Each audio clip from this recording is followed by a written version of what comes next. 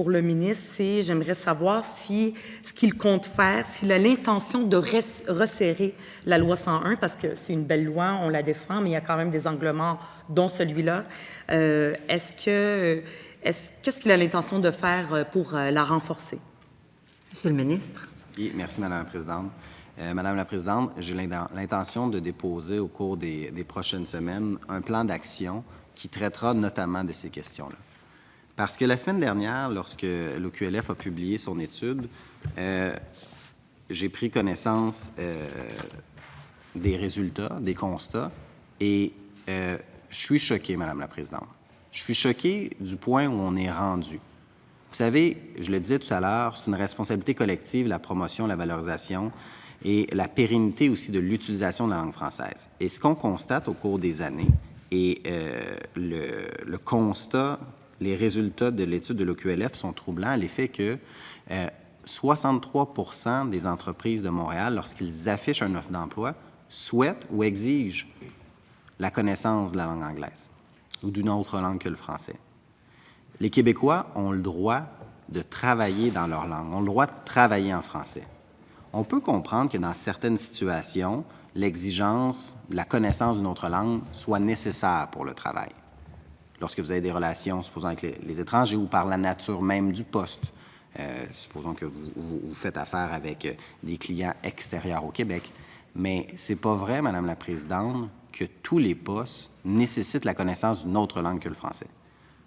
Dans le cadre d'une entreprise, sur un milieu de travail situé sur l'île de Montréal, les Québécois et les Québécoises devraient pouvoir parler français au travail et devraient surtout pouvoir communiquer entre eux en français. Et ça, c'est l'autre fait troublant de l'étude qui a été publiée, c'est le fait que dans près de 41 % des cas, l'autre langue est exigée pour communiquer entre collègues ou avec son patron. Au Québec, en 2020, c'est inacceptable. On va redresser la barre et surtout, je me demande comment ça se fait qu'on a glissé jusque-là. Il y aura nécessité tous ensemble d'adopter des mesures concrètes, costaudes, pour corriger la situation si on veut s'assurer de faire en sorte que le Québec redevienne la langue normale habituelle du marché du travail et de la société québécoise. Et là-dessus, je crois que je vais pouvoir compter sur vous, Madame la députée. Merci. Convaincu qu'avec les intentions, nous sommes tout le monde d'accord. Les 125 députés, on est d'accord. C'est même écrit à l'article 46 de la loi 101, il est interdit à un employeur d'exiger pour l'accès à un emploi la connaissance de l'anglais si ce n'est pas nécessaire. Et je vous le dis dans les faits, puis moi-même, mon expérience, c'est au début de l'année. Maintenant, l'intention, tout le monde est d'accord avec ça. Le changement, je veux juste être sûre, le ministre, c'est un projet de loi pour renforcer la loi 101 ou c'est un plan d'action? Juste pour être sûr, j'ai entendu dire plan d'action. Est-ce que c'est une erreur ou c'est vraiment un plan d'action? Il n'y aura pas de projet de loi. Monsieur le ministre. Bien, en fait, ça sera un plan d'action, Madame la Présidente. Donc, un plan d'action peut comprendre plusieurs mesures, des mesures en termes de politique ministérielle, des mesures réglementaires, des mesures législatives aussi. Donc, il s'agit de plusieurs mesures qui peuvent être prises dans le cadre d'un plan d'action. Alors, je peux vous assurer, Madame la Présidente, que ce sera un plan d'action global qui pourrait notamment inclure ces différentes mesures que je viens d'énoncer.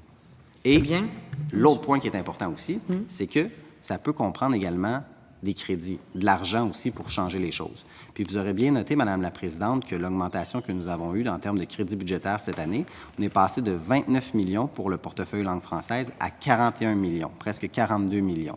Donc, on a augmenté de 5 millions les crédits au secrétariat à la promotion de la langue française et de 5 millions à l'Office québécois de la langue française. C'est la première fois depuis des années qu'il y a une si grande augmentation. Et si on veut être en mesure d'assurer le rayonnement et la protection de la langue française, il faut s'assurer d'avoir les moyens. Et le 10 millions qu'on a consacré, c'est clairement un message qu'on envoie. Très bien. Moi, j'aurais aussi une autre question pour le ministre sur le plan d'action. On n'aime pas dire ça, mais il y a quand même, par rapport à la langue française, on le sait, il y a la réalité à Montréal. Moi, je suis à Montréal. Il y a la réalité aussi à l'extérieur de Montréal. Et on le constate, on le voit. Et les rapports aussi qui sont produits sur la langue en parlent. Et même l'ancienne ministre responsable de la langue française disait elle-même l'année passée qu'elle avait constaté qu'il y avait une problématique particulière sur l'île de Montréal. Action, rien. Il n'y a rien eu. Est-ce que le ministre va dans son... J'avais écrit dans ma question projet de loi, mais finalement, je vais changer pour plan d'action. Est-ce que le ministre, dans son plan d'action, va avoir un plan spécifique pour le français, pour le protéger à Montréal? Monsieur le ministre. Madame la Présidente, il s'agit d'une excellente question parce qu'il faut regarder ça globalement. La langue française est davantage sous pression à Montréal. Tout le monde le constate.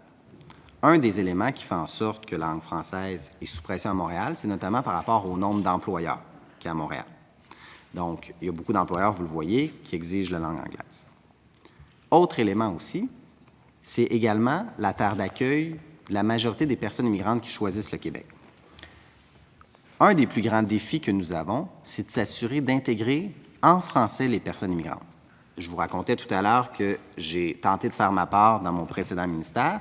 On a débloqué des sommes historiques en termes de francisation des personnes migrantes. Et d'ailleurs, ça fonctionne. Parce que en une année, là, entre juin 2019 puis juin 2020, il y a eu une augmentation de l'ordre de 27 aux inscriptions au cours de francisation des personnes immigrantes. Donc, les mesures qu'on a mises en place fonctionnent. Il faut continuer dans cette ligne-là. Où il est important de ne pas isoler Montréal en termes de mesures de valorisation de la langue française, c'est que lorsque vous prenez l'étude de l'OQLF qui a été publiée la semaine dernière, eh bien, vous voyez que également dans le reste du Québec, il y a des taux qui sont moins élevés qu'à Montréal où on exige l'utilisation du français. Cela étant, si les entreprises de Montréal utilisent utilisent une autre langue, exigent une autre langue, bien, ça va faire en sorte également que dans les entreprises hors Montréal, il va y avoir également une pression pour utiliser une autre langue que le français. Alors, en traitant le dossier de Montréal, on traite également le dossier des régions hors Montréal, mais il faut avoir une approche cohérente et fédérative. Donc, oui, Montréal, un plan pour Montréal, mais ça va être inclus dans l'ensemble du plan québécois. Mais il y aura une attention particulière portée à Montréal.